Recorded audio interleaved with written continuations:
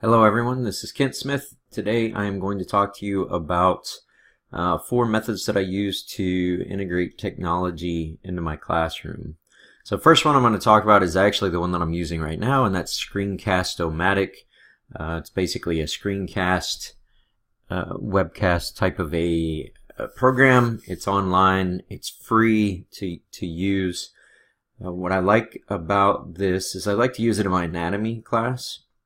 I use it for students to present their slides or some other digital project when they can't really get up in front of the class. I have a couple of kids with some social anxiety, and this helps them because they can record it multiple times. They don't have to stand up in front of the class, and they can get it just right, and then they can submit it just to me.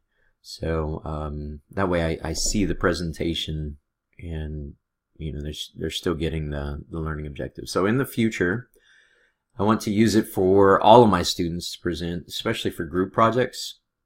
And I think this maximizes learning by removing the social anxiety associated with presenting in front of the class. So I think that helps students to really reach their full potential without those problems.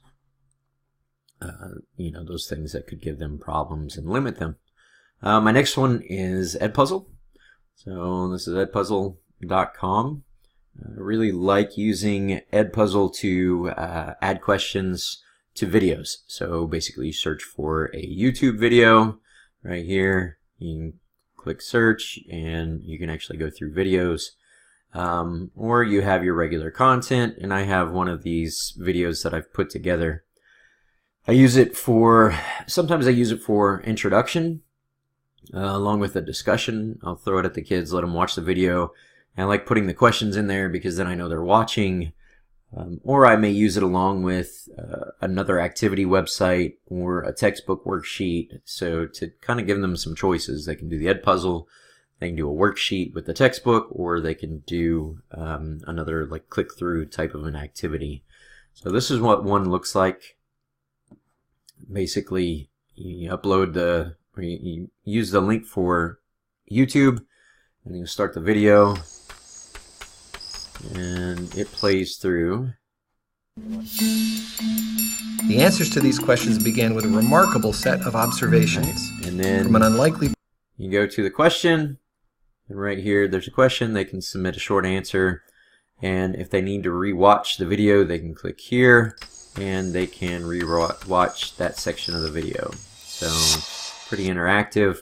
On the dashboard, it actually has, when you have classes, so I'm using my Fort Hays account, so it doesn't have my classes, but when you have classes, you can actually go into the content, you can click on it, and it'll show you for each individual whether they've watched it, what questions they've answered, all that type of stuff. And also you can import the roster from Google Classroom, which is awesome, and then you can update it as kids come into the class. So I like using this to allow for choice when I'm doing some differentiation, and it allows students to be a little bit more interactive. All right, next thing I'm going to talk about is MOOCnote. So MOOCnote is a very similar program, but it's not set up so much as a quiz, but it's set up to be comments, to add comments to videos, which is good, particularly when if you're making a video for maybe a group project and you want to post it and have people, give some comments. Maybe I like this part of the video, I didn't like this part of the video, then come into it and add some comments. I use this to flip the assignment from Edpuzzle and have students create questions, or I'll give them questions and have them place them in the right spot on the video. I think it maximizes student learning because it makes them accountable for the information, and it engages them. So if we look at this one right here, very similar. If I click on continue here, we'll see the video. And let's go right here. You can see the video playing through. And then at any point, you can pause it, and you can add your own comments here. So if I wanted to add a comment, I can add a comment, and it will add it right there. Alright, if I pause here, comments are either public or private. When it's yellow, it's private. I can click over here and I can change that to public, and it will now become a public comment. Now, as far as for the teacher, when I set it up, I can actually see. So this is something that I put in there as a question, and then I went in as an example student and I added a comment so I can actually see when they added their comment and who added it. So it's a good tool. I like doing that for the students. They make their own because they can share it. When you go into Edpuzzle, it won't let you, from a student account, you can't create an Edpuzzle, which I don't really like. So I use MOOCnote, and that allows them to be more engaged as well. So definitely putting the responsibility on the student is really the key point for MOOCnote, and that's why I like MOOCnote. The last one that I use is Pear Deck, and I'm sure most people have used Pear Deck. I used it most recently on a unit with gene mutations. So I like the interactive uses. I like to add interactive questions and activities.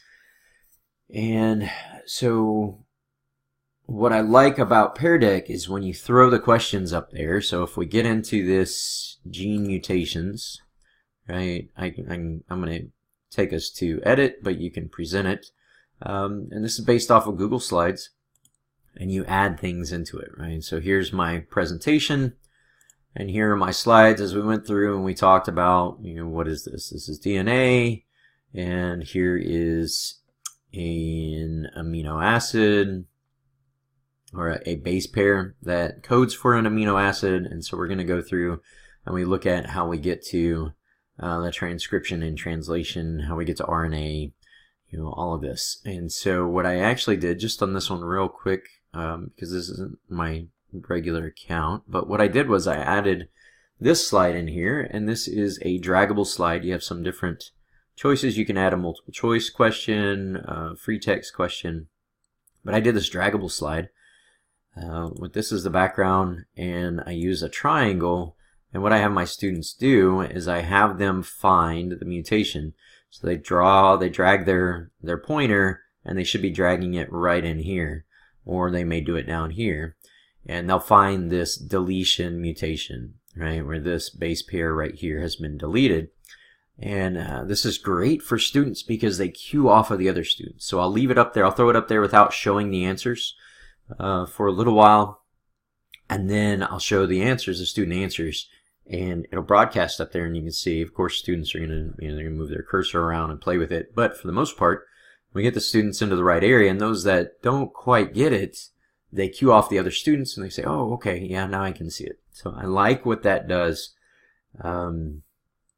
because it allows the students to, a little bit of peer teaching, a little bit of coaching when they notice that. And so I really like using that. I also like using it in my anatomy classes for finding structures. So if we're doing a review and maybe we're looking for certain structures in the brain, I can throw up a brain diagram and have everyone move their pointers to that location. And again, they cue off of each other, so they're working together. A little collaboration as well. So overall, I really enjoy using technology, and I think that for me, with my students currently, I have my freshman in biology and then my upperclassmen in anatomy. It's a digital world. My students are very comfortable on their Chromebooks. It's a one-to-one school, so it really engages the students and makes them want to be involved, as opposed to fighting technology and fighting their phones and all of that kind of stuff. I try to use it as much as I can to my advantage to keep them engaged. So that's where I'm at with technology. Those were my four uses, my four methods of technology, and thanks for watching.